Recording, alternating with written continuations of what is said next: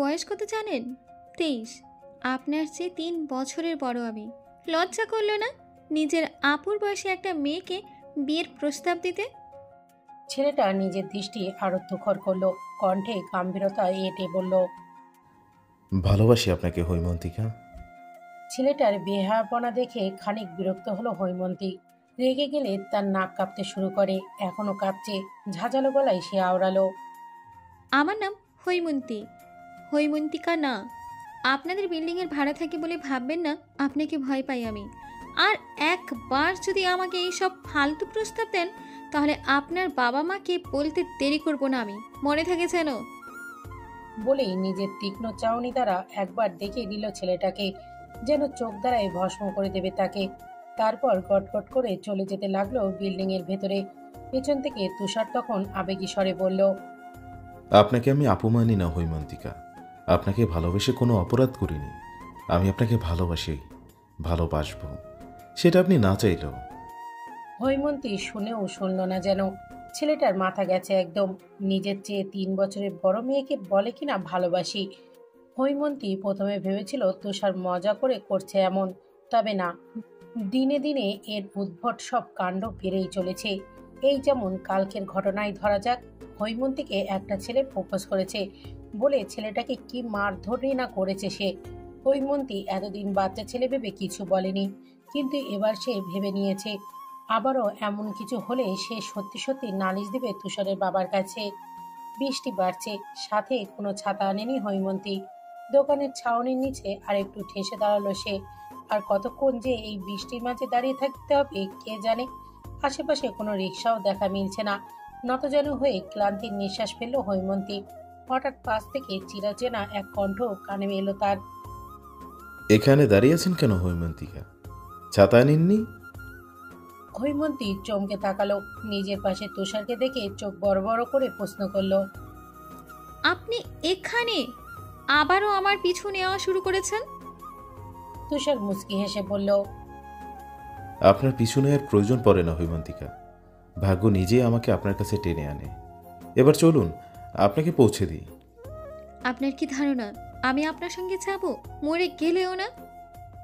আপনার ইচ্ছা, পরে কিছু হলে কিন্তু তার দায় আমি নেব না।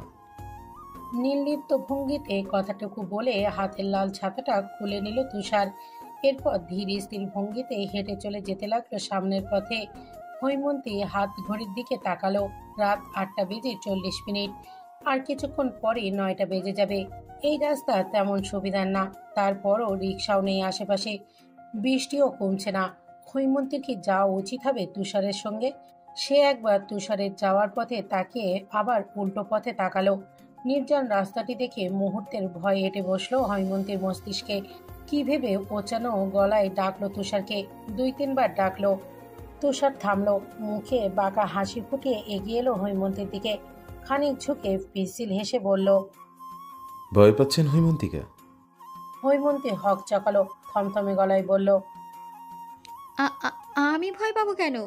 আমি তো ভেবেছি আপনি ভয় পাবেন একা একা যেতে। তাই বড় আপু হিসেবে আমার কর্তব্য আপনার সঙ্গে যাওয়া। আমি তো শুধু আমার কর্তব্যই পালন করছি। বড় আপু কথাটা কর্ণগহ্বরে প্রবেশ করতেই চোখ মুখ শক্ত হয়ে এলো তুষারের। দৃষ্টি কঠিন হয়ে এলো।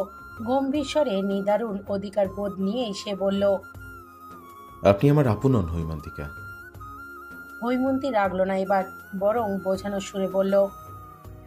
আমি আপনার আপুই তুষার, সেটা আপনি মানুন আর না মানুন। আর হ্যাঁ, আমাকে হৈমন্তী বলে ডাকবেন, হৈমন্তিকা না। তুষার কথা বাড়ালো না। ছাতা একপাশে চেপে নিয়ে জায়গা করে দিল হৈমন্তীকে। নিজ মনে বিড়বিড় করে উঠল। আপনি আমার কি হন সেটা সময় বলে দেবে হৈমন্তিকা। নির্জন নিস্তব্ধ রাস্তা, চারিদিকে শুধু বৃষ্টির ধূপধাপ শব্দ শোনা যাচ্ছে। মাঝে মাঝে 2-1টা সিএনজি কিংবা রিক্সার হর্ন বাজিয়ে ব্যস্ত হয়ে ছুটে চলেছে নিজ গন্তব্যে।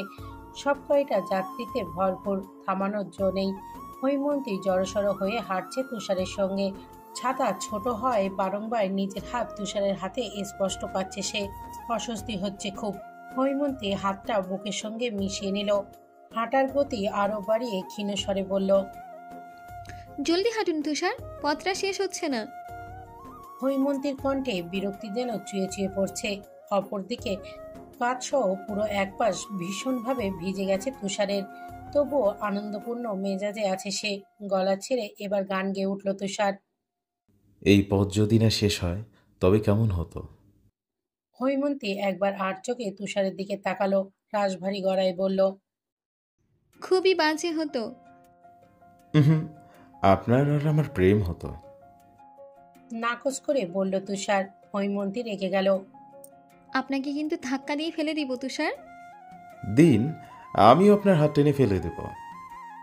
বিরক্তিতে মুখ দিয়ে চ শব্দ বেরিয়ে এলো হৈমন্তীর। বাকি পথটুকুতে তুষার নানা কথা বললেও সে টু শব্দটিও করল না। বিল্ডিং এর কাছাকাছি আসতেই হৈমন্তী ছোট করে একটা ধন্যবাদ জানিয়ে চলে যেতে চাইলো। তুষার হাত ধরে আটকালো। সঙ্গে সঙ্গে এক ঝটকায় হাত সরিয়ে নিল হৈমন্তী। ঝাঁঝালো দৃষ্টিতে তাকাতেই নির্নিমেষ চেয়ে তুষার শুধু বলল, সরি। হৈমন্তী দাঁড়ালো না আর ছুটে চলে গেল সেখান থেকে। দুপুরবেলা ছাদে টানানো রশ্মির থেকে কাপড় নিচ্ছে হৈমন্তী। রোদের তেজি আলো সরাসরি চোখে মুখে পড়ছে তার। বিরক্তিতে কপাল কুঁচকে যাচ্ছে। কাপড় নিতে নিতে আনমনেই ছাদের দরজার দিকে তাকালো সে। থমকে গেল। ছাদের দরজায় হেলান দিয়ে দাঁড়িয়ে আছে তুষার। প্রশস্ত বুকে দুই হাত আড়াআড়ি ভাবে রাখা, ঘর্মান্ত মুখখানা লাল হয়ে আছে। নির্নিমেষ দৃষ্টি তার দিকে নিবদ্ধ। হৈমন্তী এক পলক সেদিকে তাকিয়ে চোখ আবার ফিরিয়ে নেয়। নিজের কাজে ব্যস্ত হয়ে পড়ে। তুষার এগিয়ে আসে। হৈমন্তীর সামনাসামনি রেলিংয়ে ঠেস দিয়ে দাঁড়িয়ে প্রশ্ন করে, সকালে আসেননি কেন হৈমন্তিকা? আমি অপেক্ষা করছিলাম। হৈমন্তী ক্রুদ্ধ চোখে তাকালো মাত্র, জবাব দিল না। তুষার আবার বলল, আপনাকে রাগলে ভীষণ সুন্দর লাগে হৈমন্তিকা, সেটা কি আপনি জানেন? বেয়াদবির একটা সীমা থাকে, আপনি সেটা পার করেই যাচ্ছেন তুষার। কোনো দিন না আমি আপনাকে থাপ্পড় মেরেই দিই। রেগে গিয়ে কাট কাট গলায় বলল হৈমন্তী। জবাবে তুষার ঠোঁট বাঁকিয়ে হাসলো। রশি থেকে একটা সাদা রঙের ওড়না নিয়ে হাতে পেঁচিয়ে নিল। অতঃপর বিস্তর গগনের চেয়ে আফসোসের সুরে বলল, আপনি আরও পরে জন্ম নেননি কেন হৈমন্তিকা? তাহলে আপনার এত এত বকা শুনতে হতো না আমার। আল্লাহ জানে বিয়ের পর আপনি কি করেন আমার সাথে। হৈমন্তী চোখ রাঙিয়ে তাকালো। উচ্চানো স্বরে বলল, ওড়নাটা দিন। এটা আপনার ওড়না? হ্যাঁ। আচ্ছা নিন। বলেই হাতে থাকা ওড়না এগিয়ে দিল তুষার। হৈমন্তী দ্রুত নিয়ে নিল সেটা। দক্ষিণ দিক থেকে দমকা হাওয়া ভেসে আসছে। সেই হাওয়ায় এলোমেলো হয়ে যাচ্ছে হৈমন্তীর কোমর অবধি কালো কেশ। হৈমন্তী বারবার মাথার ওড়না ঠিক করছে। অস্বস্তি নিয়ে ঠোঁট কামড়ে এদিক ওদিক তাকাচ্ছে। তুষার মনোমুগ্ধের ন্যায় চেয়ে রইল হৈমন্তীর মুখ পানে। বুকের একধারে চিনচিনে ব্যথা অনুভব করছে সে। ইচ্ছা করছে উন্মাদ প্রেমিকের মতো প্রেমিকার কপালে থাকা চুলগুলো কানে গুজে দিতে। তুষার নিজেকে সংযত রাখতে পারল না। হাত এগিয়ে আলতো করে ছুঁয়ে দিল হৈমন্তীর কপাল। কানে চুলগুলো গুজে দিতেই হঠাৎ নিজের গালে সূক্ষ্ম ব্যথার আভাস পেল সে। হৈমন্তী চর মেরেছে তাকে। তুষার বিস্ময় নিয়ে তাকালো। গালে হাত বুলিয়ে মন খারাপ করে বলল, এত জোরে মারলেন হৈমন্তিকা? ব্যথা পেলাম তো। তুষারের নির্বিকার অভিব্যক্তি দেখে রেগে গেল হৈমন্তিকা। অবিশ্বাস্য গলায় বলল, আপনার কি একটুও লজ্জা করলো না তুষার? এতটা নির্লজ্জ কেন আপনি? তুষার জবাব না দিয়ে হাসতে লাগলো। হৈমন্তী সারা শরীরে কেউ আগুন লাগিয়ে দিল যেন। এই ছেলেটাকে কখনো বাচ্চা ছেলে ভেবেছিল সে। এই ছেলেটাকে একটু আস্ত অসভ্য, পাগল, জাতা। হৈমন্তী আর দাঁড়ালো না। রোষপূর্ণ চাহনিতে একবার তুষারের দিকে চেয়ে কাপড়গুলো নিয়ে চলে গেল ছাদ থেকে। তার যাওয়ার পথে দৃষ্টি মেলে আর এক দফা গালে হাত বুলোলো তুষার। বিড়বিড় করে বলল, নরম হাতের কি জোর, একদম ধানি লঙ্কা। ঘরে এসে ক্লান্ত ভঙ্গিতে সোফায় গা এলিয়ে দিল হৈমন্তী। কিছুক্ষণ চুপ থেকে পরক্ষণেই চোখ মুখ কুচকে চিল্লিয়ে উঠল, আমাকে আর কাপড় নিতে ছাদে পাঠাবে না মা? এই পিচ্চি সারাদিন ঘরে বসে থাকে, একে কাপড় আনতে বলতে পারো না? শুনে তেতে উঠল হেমন্ত। কণ্ঠে একরাশ প্রতিবাদী ভাব এনে বলল, মোটেও না, আমি অনেক কাজ করি। হৈমন্তী চোখ ছোট ছোট করে জিজ্ঞাসা করল, কি এমন কাজ করিস? হেমন্ত বেশ গর্ব করে বলল, কেন আজকে সকালে নিজের বিছানা গুছিয়েছি না? এতটুকুই? এতটুকু বলছো কেন? বিছানা গোছানো তোমার কাছে কম লাগে? তাহলে আমি কি করি? আমার মতো কাজ করলে তো তোকে খুঁজেই পাওয়া যাবে না। একটু থেমে আবারও বলল, কালকে থেকে তুই যাবে ছাদে কাপড় আনতে। বেশি বাড়াবাড়ি করলে মায়ের একটাও মাটিতে পড়বে না, বলে দিলাম। হেমন্ত ভ্যাংচি কাটলো। আপন মনে কি যেন বিড়বিড় করতে করতে মোবাইল নিয়ে চলে গেল রুমে। হৈমন্তীর মা রাবেয়া আসলেন একটু পরে। হাতে থাকা একটা টিফিন বক্স টেবিলে রেখে বললেন, বাড়িওয়ালা কয়েকদিন আগে পায়েস দিয়েছিল বুঝলি, এখন খালি বক্স তো আর দেওয়া যায় না। আমি আজকে অল্প বিরিয়ানি বানিয়েছিলাম, ভাবলাম এ ফাঁকে ওদের বক্সটাও দিয়ে দেওয়া যাবে। তুই একটু ওদেরকে বক্সটা দিয়ে আয় না মা। হৈমন্তী অসন্তুষ্ট হয়ে তাকালো, একরাশ বিরক্তি নিয়ে বলল। আমি কেন? পিচিকে বলো। রাবেয়া আদুরে গলায় বললেন, ওকে বলেছিলাম, ও যায়নি বলেই তো তোকে বলছি, জানা মা, তুই না আমার লক্ষ্মীটা।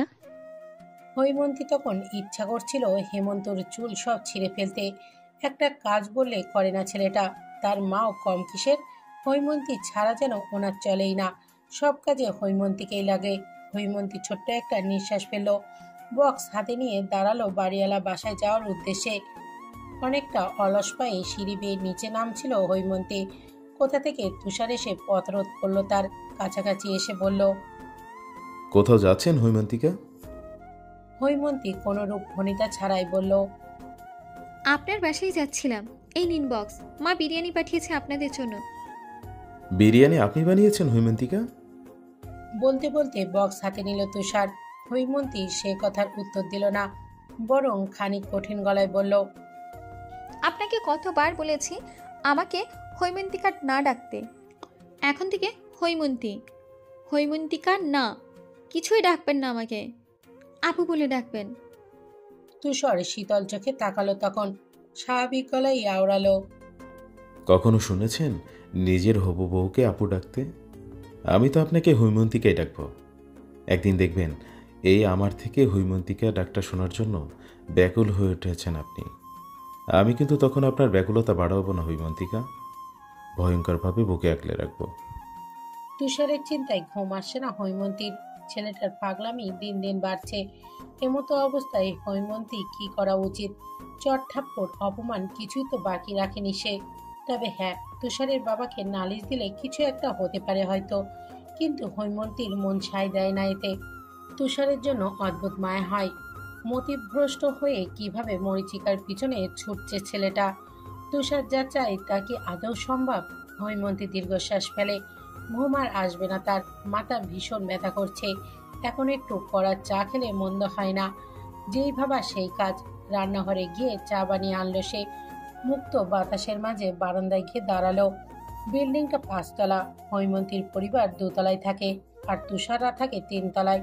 হৈমন্তীর বারান্দার সঙ্গে তুষারের রুমের বারান্দা ও নিচ লাগানো। হৈমন্তী যখন চা খাচ্ছিল তখন হঠাৎ উপর থেকে তার চায়ের কাপে ছোট্ট একটা পাথর টুক করে এসে পড়ল। ফলস্বরূপ কাপে থাকা কিছু চা ছিটকে পড়ল তার হাতে। সূক্ষ্ম ব্যথায় অল্প চেঁচিয়ে উঠল হৈমন্তী। দ্রুত কাপটা টেবিলে রেখে ফু দিতে লাগলো হাতে। তখনই আবার একটা ছোট্ট পাথর এসে পড়ল তার বারান্দার মেঝেতে। তবে এবারের পাথরটা ভিন্ন। পাথরের গায়ে মোড়ানো রয়েছে একটি হলুদ রঙের কাগজ। হৈমন্তী এগিয়ে গেল সেদিকে। কাগজটা নিয়ে খুলতেই চমৎকার হাতের লেখা ভেসে উঠল তার সামনে। দুঃখিত হৈমন্তিকা, আমি ইচ্ছে করে ফেলিনি পাথরটা। আপনি কি বেশি ব্যথা পেয়েছেন? লেখাটা পড়েই ভরকে গেল হৈমন্তী। ওপরে উঁকি দিতেই দেখতে পেল তুষারকে। তার মতো করে সেও বারান্দায় রেলিং ঘেঁষে দাঁড়িয়ে আছে। হরকানো গলায় ক্ষীণ স্বরে হৈমন্তী বলে উঠল, আপনি এখানে কি করছেন? আর এগুলো কি ধরনের বেয়াদবি? কাপে পাথর ফেলছেন কেন? আমি তো সরি বলেছি হৈমন্তিকা, চাইলে অ্যান্টিসেপটিক দিতে পারি, রুমে আছে, দিব? লাগবে না আপনার অ্যান্টিসেপ্টিক। কালকে না আপনার ক্লাস আছে? এত রাতে না ঘুমিয়ে এখানে কি করছেন? একই প্রশ্ন তো আমিও করতে পারি। আপনি এত রাতে না ঘুমিয়ে বারান্দায় দাঁড়িয়ে আছেন কেন হৈমন্তিকা? হৈমন্তীর কপালে সূক্ষ্ম ভাঁজ পড়ল। কণ্ঠে তেজ এনে বলল, আমার যা ইচ্ছে আমি করব। আপনাকে কৈফিয়ত দিতে হবে কেন? যান, রুমে গিয়ে ঘুমান। ওপাশ থেকে একরোখা উত্তর। যাব না। রাগে হৈমন্তীর নাক কাঁপতে শুরু করলো। ছেলেটা এত ঘাটতেরা। তুষারের সঙ্গে কথা বলার ইচ্ছে মিয়ে গেল তার। টেবিল থেকে কাপ উঠিয়ে তীক্ষ্ণ কণ্ঠস্বর ছুড়ে দিল। আপনি থাকুন, আমি চলে যাচ্ছি।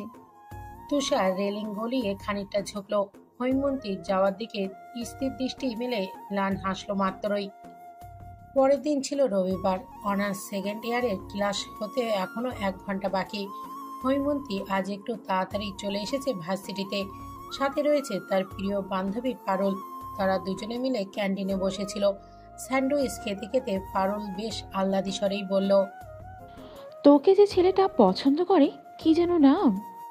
হৈমন্তী আগ্রহীহীন ভাবে জবাব দিল, তুষার। ও হ্যাঁ, তুষার। ছেলেটা কি এখনো তোর পেছনে ঘুরে?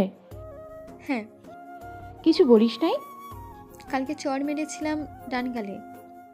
শুনে চোখ বড় বড় করে তাকালো পারুল। কণ্ঠে একরাশ বিস্ময় ঢেলে বলল, ডাইরেক্ট চড় মেরে দিলি? এত সুন্দর একটা পোলারে চড় মারতে তোর বুক কাঁপলো না হৈমন্তী? তুই এত পাষাণ! আমি হইলে তো কবে হ্যাঁ বলে দিতাম। ছেলেটার কপালটাই আসলে খারাপ, তোর মতো দাজ্জাল মহিলাকে পছন্দ করেছে। হৈমন্তী চোখ মুখ কুঁচকে তাকালো। বিরক্ত হয়ে ধমক দিয়ে উঠল, তুই আমার বন্ধু নাকি ওর? ওর এত গুনগান গাইছিস কেন? এই বিষয়ে আর একটা কথাও বলবি না পারু। ওর নাম যেন তোর মুখে আর না শুনি। পারুল স্যান্ডউইচে অল্প কামড় দিয়ে ঠোঁট উল্টে বলল, এভাবে বলছিস কেন? চুপ থাক। পারুল সত্যি সত্যি চুপ হয়ে গেল এবার। আর একটা কথাও বলল না।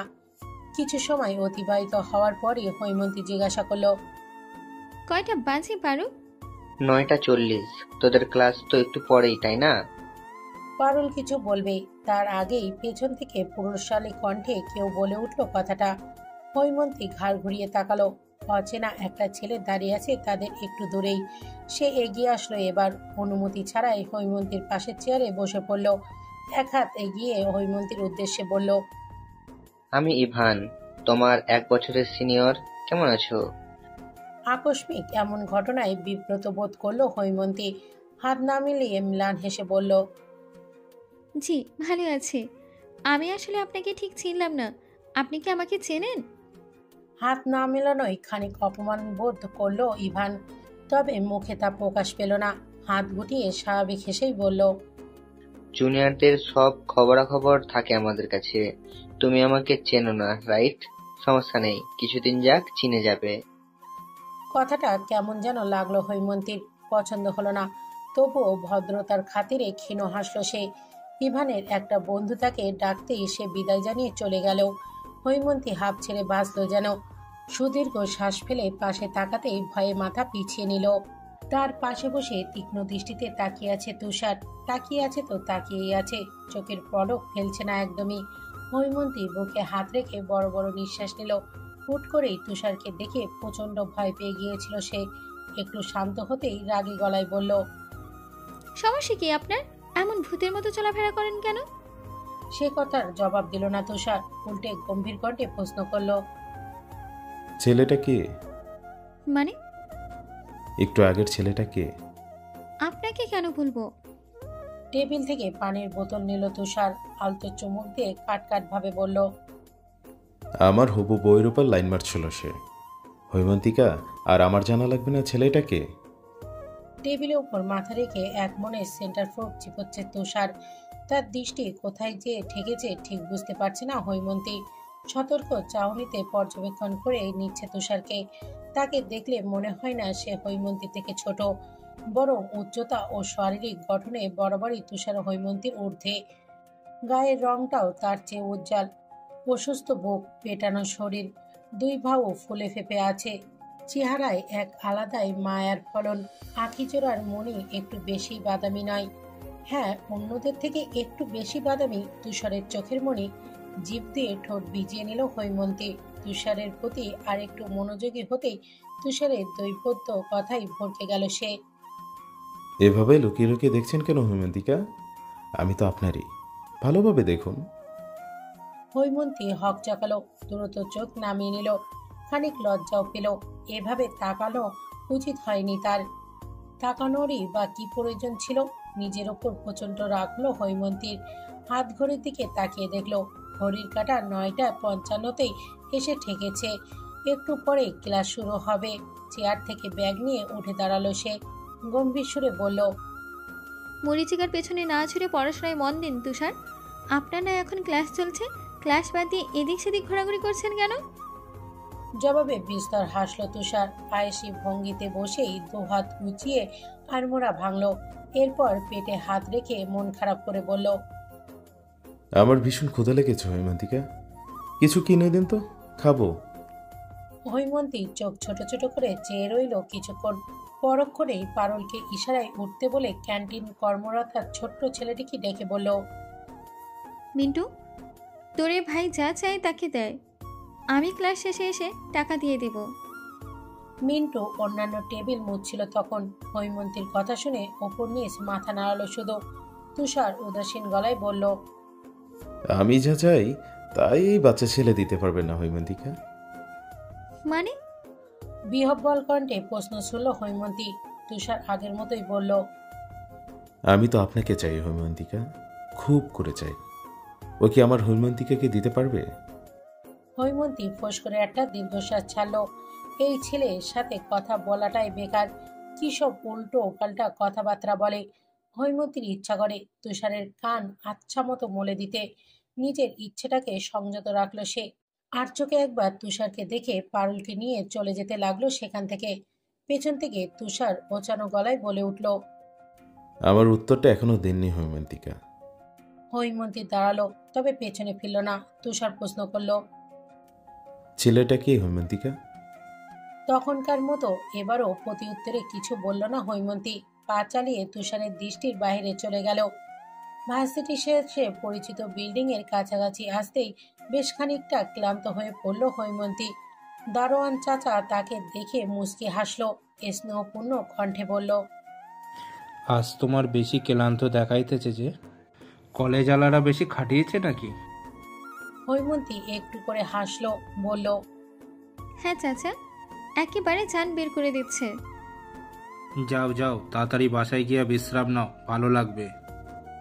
জবাবে হৈমন্তী মাথা হেলিয়ে সম্মতি দেয়। গেট পেরিয়ে ওঠানের দিকে নজর যেতেই দেখতে পায় তুষারকে। মাথা নিচু করে বেঞ্চে বসে আছে সে। তুষারদের ক্লাস বহু আগে শেষ হয়েছে। ও বাসায় না গিয়ে এখানে বসে আছে কেন? মস্তিষ্ক কৌতূহল জাগলেও বিষয়টা অত খাটল না হৈমন্তী। তবে আরেকটু আগাতেই স্পষ্ট হয়ে এলো তুষারের মুখশ্রী। তার কপালের ডান পাশটা রক্তে শোভিত হয়ে আছে। হাতের আঙুলের রক্তে খানিকটা অস্তিত্ব বিরাজমান। হৈমন্তী আটকে উঠল। দ্রুত পথে তুষারের কাছে গিয়ে দাঁড়ালো। কাপা স্বরে ডাকলো, তুষার। সে ধীর স্থির ভঙ্গিতে তাকালো। দৃষ্টি অত্যাধিক স্বাভাবিক ও শীতল। হৈমন্তীর কাছে ভালো ঠেকলো না সেই চাহনি। ভেতরটা দারুণভাবে কেঁপে উঠল। তুষার তখন মিহিস্বরে জবাব দিল, হুম। আপনার এই অবস্থা কিভাবে? জানি না। কলেজে সাদা শার্টে বুকের দিকটাও রক্ত লেগে আছে। কপাল বেয়ে রক্তের বিন্দুকণা গড়িয়ে পড়তেই ব্যস্ত হয়ে পড়ল হৈমন্তী। তুষারের পাশে বসলো। ব্যাগ থেকে কি যেন বের করতে করতে কাপা কণ্ঠে তেজের অস্তিত্ব ঢেলে বলল, ডাক্তার দেখানি কেন এখনো? এখানে এভাবে বসেই বা আছেন কেন? তুষার জবাব দিল না। নির্নিমেষ চেয়ে রইল হৈমন্তীর ব্যথাতুর আঁখি জোড়া পানে।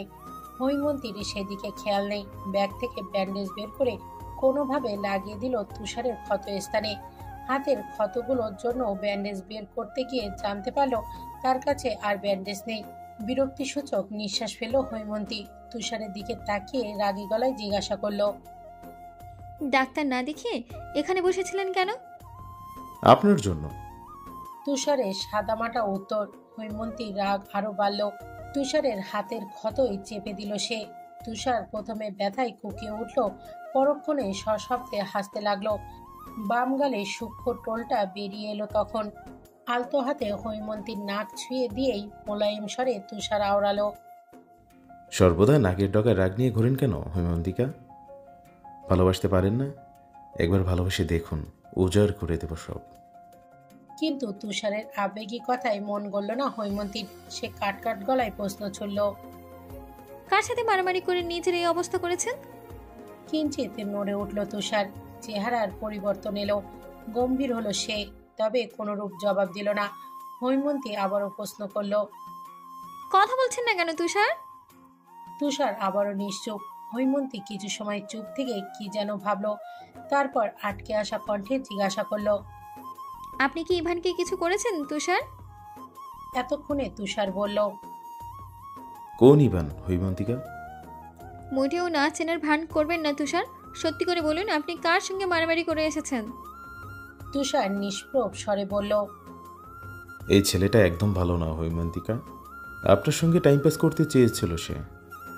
হৈমন্তীর বুঝতে আর বাকি রইল না কিছু। রোদের কিরণ তেজরাভাবে পড়ছে হৈমন্তীর মুখে, জল জল করছে রাগান্বিত আখিজোড়া। কাঁপতে থাকা ওষ্ঠ নাড়িয়ে হৈমন্তী বলল। কোন সাহসে আপনি ইভানকে মেরেছেন? তুষারের সহজ সরল জবাব। ও আপনার ক্ষতি করতে চেয়েছিল হৈমন্তিকা, আপনাকে কষ্ট দিতে চেয়েছিল। আমি সহ্য করতে পারি না সেটা। কি সহ্য করতে পারেননি? ইভান টাইম পাস করলে আমার সঙ্গে করতো, ক্ষতি করতে চাইলে সেটা আমি দেখবো। আপনি কেন আগ বাড়িয়ে মারামারি করতে যাবেন? আমার সব বিষয়ে আপনাকে কে চিন্তা করতে বলেছে? আমি তো চিন্তা করব হৈমন্তিকা, আপনি সংক্রান্ত সবই তো আমাকে ঘিরে। হৈমন্তীর রাগের তেজ বাড়ল, বক্ষস্থলে সৃষ্টি হলো এক বিরক্তিকর অনুভূতি। কটমট দৃষ্টিতে তাকিয়ে দাঁতে দাঁত চেপে বলল। দূরে থাকবেন আমার থেকে, আপনাকে যেন আমি আমার ত্রিসীমানায়ও না দেখি। সম্ভব না। কি সম্ভব না? আপনাকে কিছু বলি না দেখে বেশি পার পেরেছেন আপনি। আজই আপনার বাবাকে আপনার এসব কর্মকাণ্ডের কথা বলে দিব আমি।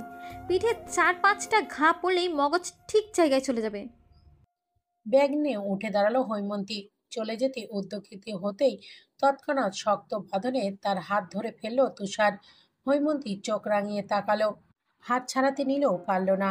তুষারের দিকে আবার তাকাতেই তুষার তার শান্ত শীতল কণ্ঠে আওড়ালো। আমি ভয় পাচ্ছি না হৈমন্তিকা, বিশ্বাস করুন, এসবের মোটেও ভয় নেই আমার। ভয় আছে শুধু আপনাকেই হারিয়ে ফেলার। আপনি যা ইচ্ছে করুন, আমি বাধা দিব না, তবে আপনার পিছুও ছাড়ব না কোনোদিন, সেটা আপনার যতই অপছন্দ হোক। কথাটুকু বলেই হাতের বাঁধন ঢিলে করে দিল সে। হৈমন্তী এক ঝটকায় হাত ছাড়িয়ে নিল, তপ্ত নিঃশ্বাস ফেলে রোষপূর্ণ দৃষ্টি মেলে ধরল তুষারের নিপ্রভ মুখ পানে। মাগরিবের আজান দিয়েছে। হৈমন্তীর নামাজ পড়া শেষে বারান্দায় এসে দাঁড়ালো। মনটা বড্ড অশান্ত হয়ে আছে তার। মাথায় শুধু তুষার নামক ব্যক্তিটির কথা ঘুরছে। এমন আতপাগল মানুষ দুটো দেখেনি সে। এতটা জেদি কেন ছেলেটা? ভাবতে বিরক্তিতে যেন আষ্টে পিষ্টে জড়িয়ে গেল তার সর্বত্র জুড়ে। তার উপর পায়েরও জ্বালা করছে ভীষণ। তাড়াহুড়ো করে কাজ করতে গিয়ে পায়ে কাচের ফুলদানি পড়ে গেছে। ফুলদানি তো ভেঙেইছে, সঙ্গে তার পায়ের কোণেও কেটে গেছে কিছুটা। রাবেয়া সেই যে এই নিয়ে বকা শুরু করেছে এখনো থামেনি। হৈমন্তী এখন একটু শান্তিপূর্ণ জায়গার প্রয়োজন, যা ছাদে ছাড়া কোথাও নেই। রুমে গিয়ে গায়ে ওড়না জড়িয়ে নিল হৈমন্তী। রাবেয়া সোফায় বসে টেলিভিশন দেখছিল তখন। সদর দরজার কাছে যেতে যেতে হৈমন্তী বলে উঠল। মা, আমি ছাদে যাচ্ছি, একটু পরে চলে আসবো। রাবেয়া পেছন থেকে হাঁক দিয়ে উঠলেন। দাঁড়া। হৈমন্তী দাঁড়ালো। নিজ মায়ের দিকে তাকাতেই তিনি বেশ রাগী গলায় বলে উঠলেন। এমনি তো তোকে ছাদে পাঠাতে পারি না, এই সন্ধ্যাবেলায় আসছিস ছাদে যেতে? পায়ে কি অবস্থা দেখেছিস? রুমে গিয়ে বিশ্রাম কর যা। হৈমন্তী চোখ মুখ কুঁচকে বলল। উফ মা, রুমে ভালো লাগছে না, একটু পরে চলে আসবো বলছি তো। হৈমন্তী আর দাঁড়ালো না, এক ছুটে চলে গেল ছাদের উদ্দেশ্যে। ওদিকে রাবিয়া ডাকতেই রইল তাকে। চারিদিকে নির্মল বাতাসে নিজেকে মুক্ত পাখির ন্যায় মনে হচ্ছে হৈমন্তীর। দারুণভাবে অশান্ত মনটা শান্ত হয়ে গেছে নিমেষেই। আকাশের দিকে মুখ করে চোখ বন্ধ করে নিল সে। লম্বা একটা নিঃশ্বাস নিয়ে কিছুক্ষণ স্থির হতেই হঠাৎ মনে হলো তার পাশে কেউ দাঁড়িয়ে আছে। তড়িৎ গতিতে চোখ মেলে পাশে তাকালো হৈমন্তী। তুষার দুই হাতে রেলিংয়ের ওপর রেখে বুক ভর করে নিমেষহীন দেখছে তাকে। হৈমন্তী চমকালো, চোখ বড় বড় করে চাইলো। তুষার আরো কিছু সময় চেয়ে থেকে অন্যদিকে দৃষ্টি নিক্ষেপ করলো। এবার লঘু স্বরে বলল। কপালের চুলগুলো কানে গুঁজে নিন উদারানী, আমি গুজিয়ে দিলেও তো আপনি রাগ করবেন। হৈমন্তী ভুরু কুঞ্চিত করে তাকালো। অবুজের মতো কপলে পড়ে থাকা চুলগুলো কানে গুজে জিজ্ঞাসা করলো, উদার রানী মানে? আপনার নামের অর্থ উদার, মনোযোগী, বন্ধুত্ব, অথচ এসবের কিছুই আপনার মধ্যে নেই। বড্ড আফসোসের সঙ্গে শেষের কথাটি বলল তুষার। হৈমন্তীর তীক্ষ্ণ চোখে তাকালো। খেয়ালে এলো কপালের বিকেলের ব্যান্ডেজটা এখনো খোলেনি তুষার। ব্যান্ডেজের আশেপাশে শুকিয়ে যাওয়া রক্ত লেগে আছে। সে চট করে তুষারের হাতের দিকে তাকালো। বাম হাতটা ব্যান্ডেজ করা, পরনে ছাইরাঙা টি শার্ট আর 3/4 প্যান্ট। মুখটা কেমন মলিন হয়ে আছে। সরব তুষার করুণ স্বরে বলে উঠল, ভালোবাসি হৈমন্তিকা, কেন বোঝেন না? আপনি শুধরাবেন না কখনো, তাই না তুষার? আমারই দোষ, বারবার আপনাকে সুযোগ দিচ্ছি। আপনার বাবাকে কিছু বলছি না, কিন্তু আর না, এবার আমি সত্যি আপনার বাবাকে বলে দিব তুষার। তুষার দৈবদ্ধ হাসলো। হৈমন্তীর দিকে এক পা এগোতে আরো 2 পা পিছিয়ে গেল হৈমন্তী। এতে হাসি আরো গাঢ় হলো তুষারের। হুট করে পায়ে ভর দিয়ে নিচে বসে পড়ল সে। হৈমন্তীর পায়ে ইশারা করে গম্ভীর স্বরে জিজ্ঞাসা করলো, পা কাটলো কিভাবে হৈমন্তিকা? আপনাকে কেন বলবো? উঠে দাঁড়ান আর দূরে সরুন। তুষার কানে নিল না সে কথা। ডান পায়ে হাঁটু মেঝেতে লাগিয়ে বসলো। অত্যন্ত গম্ভীর্যের সঙ্গে হৈমন্তীর ক্ষতগ্রস্ত পা নিজের উরুতে নিয়ে আলতোভাবে হাত বোলালো ক্ষতস্থানে। হৈমন্তী কেঁপে উঠল। অতি দ্রুত হওয়ায় সে বুঝতে পারেনি কি হচ্ছে। সম্বিত ফিরতেই পা সরিয়ে নিতে চাইল সে। তুষার দিল না, শক্ত বাঁধনে আটকে রাখলো। হৈমন্তী রেগে গেল। পা ছাড়ুন তুষার, অসভ্যতামি করছেন কেন? তুষার ক্ষীণ আওয়াজে উত্তর দিল, আপনাকে ভালোবাসা আমার সবচেয়ে প্রিয় অসভ্যতা আমি হৈমন্তিকা।